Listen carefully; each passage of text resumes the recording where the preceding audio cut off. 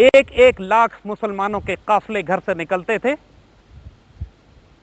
اور 1000 پاکستان پہنچتے تھے. مشرقی پنجاب کے 70,000 مربع میل کے علاقے میں ایک مسلمان زندہ نہیں بچا. پہلی جنگ عظیم اور دوسری جنگ عظیم میں لوگ کہتے ہیں کہ قتل و غارت ہوئی، مگر جس درجے کی قتل و غارت ہندوؤں اور سکھوں اور ڈوگروں کے ہاتھوں مسلمانوں کا ہوا، صرف 4 مہینے کے عرصے میں، وقت یاد رکھیے گا، 4 مہینے کے عرصے میں 40 لاکھ مسلمان تہہ تیغ کیے گئے، ان کا وجود مٹا دیا گیا. چونکہ وہاں نہ کوئی رپورٹر تھے، نہ کوئی مسلمان زندہ بچا تھا، اور ہندوؤں نے یہ بات آپ کو بتانی نہیں تھی. آپ کو ہم واقعات سنائیں گے کہ ہمارے بڑوں نے یہ پاکستان کس طرح بنایا، جس کو آج ہم فار گرانٹیڈ لیتے ہیں. اللہ کی قسم یہ فار گرانٹیڈ نہیں ہے، یہ شہداء کی امانت ہے، یہ ہماری بہنوں اور بیٹیوں کی امانت ہے جو آج بھی انڈیا میں رہتی ہیں سکھ اور ہندو بن کر. چند روز پہلے پاکستانی رینجر کا ایک سپاہی پار کر کے انڈیا چلا گیا. گاؤں والوں نے اس کو پکڑ لیا اور لے جا کے اپنے گھر میں بند کیا. یہ سمجھ رہے تھے اسمگلر ہے. رات کے وقت ایک بوڑھی خاتون آئی سکھ، اور بڑے پیار سے اس کو ڈپٹ دے کے کہتی ہیں کہ پاکستان ہم نے اس لیے بنایا تھا کہ تم اسمگلنگ کرو. تو سپاہی چونکا، کہتے ہیں اماں پہلے تو میں اسمگلر نہیں سپاہی ہوں، اور دوسری بات پاکستان آپ نے کب بنایا تھا؟ بڑھیا رونے لگی، کہتی بیٹا میں تمہیں سکھ نظر آتی ہوں لیکن میرا نام سکینہ ہے. میرا پورا خاندان پاکستان بناتے کٹا تھا، اور آج بھی میرا دل پاکستان کے ساتھ دھڑکتا ہے. جب میرے بچے بیمار ہوتے ہیں تو میں پاکستان کا نام لے کر ان پر دم کرتی ہوں اور اللہ ان کو شفا دے دیتا ہے. خبردار اس پاکستان کو نقصان نہ پہنچانا ورنہ میری آہ لگے گی تمہیں. یہ ایک سکینہ ہے، اس طرح کی 2.5 لاکھ ہے آج بھی زندہ ہے.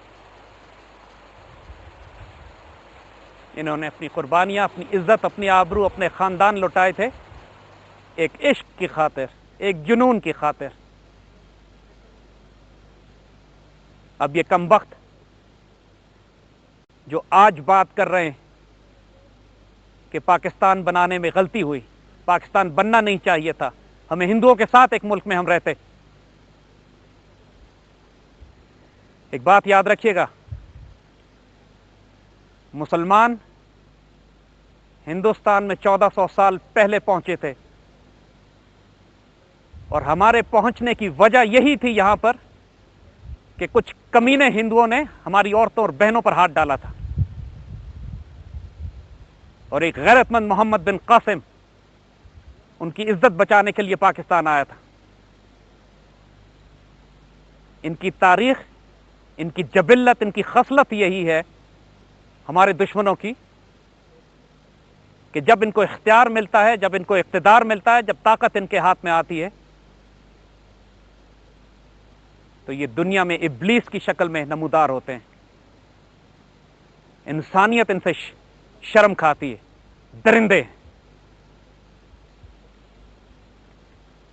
ہم نے 1000 سال حکومت کی ہندوستان پر، ایک بھی واقعہ ایسا نہیں ہے کہ ہم نے تلوار کے زور پر ہندوؤں کو مسلمان بنانے کی کوشش کی ہو. مسلمان جب حکومت کرتے ہیں تو عزت اور غیرت کے ساتھ کرتے ہیں، اعلیٰ ظرفی کے ساتھ کرتے ہیں، درگزر اور معافی کے ساتھ کرتے ہیں. اور 1 سال نہیں، 2 سال نہیں، 1000 سال کی ہماری حکومت گواہ ہے کہ واللہ اگر ہم تلوار کے زور پر ان کو مسلمان کرتے تو آج ایک ہندو یا مسلمان نہ رہتا. لیکن ہم نے درگزر اور معافی کا معاملہ ان کے ساتھ رکھا.